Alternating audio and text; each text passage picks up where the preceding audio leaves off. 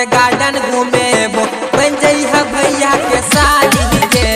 दिल्ली शहर के गार्डन घूमेबो बन जइहा भैया के साली गे। पैर के पायल नाके के नथिया झूले जो कानक बाली गे। पैर के पायल नाके के नथिया झूले जो कानक बाली गे।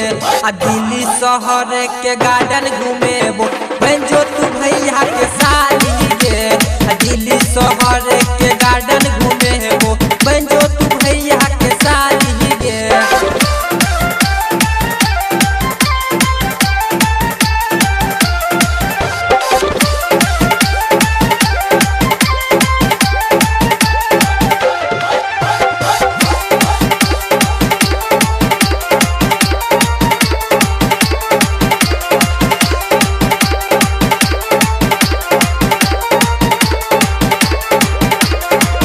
गोरे गोरे गाल तोहर लागो रसगुल्ला निकलै ने बहरा बुची करम छै मुहाला।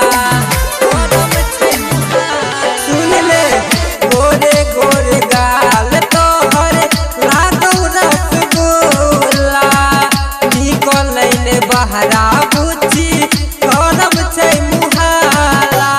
बटवा के लाली देखे के हमरा मन भैया रोटी संगे खाली गे। बटवा के लाली देखी के हमरा मन भैया रोटी संगे खाली गे।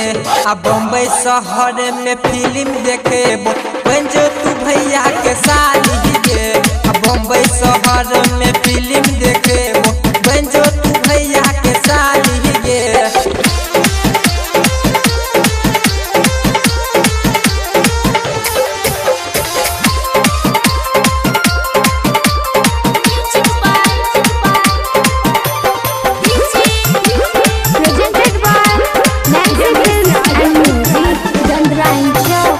मुजफ्फरपुर के लीची खिएबो हाजीपुर के केला सगरो घूमेबो तोरा सोनपुर के मेला। हाँ हाँ मुजफ्फरपुर के लीची खिएबो हाजीपुर के केला सगरो घूमेबो तोरा सोनपुर के मेला। राइटर विकास गोविंद गोरैया के बन जो तू घर वाली गे। राइटर विकास गोविंद गोरैया के बन जो तू घर वाली गे।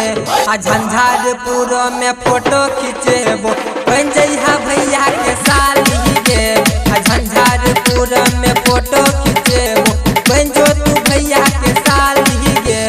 पैर के पायल नाके के नथिया झूले जो कानक बहाली गे।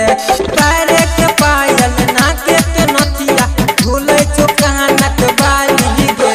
आ दिल्ली शहर के गार्डन घूमेबो बन जइहा भैया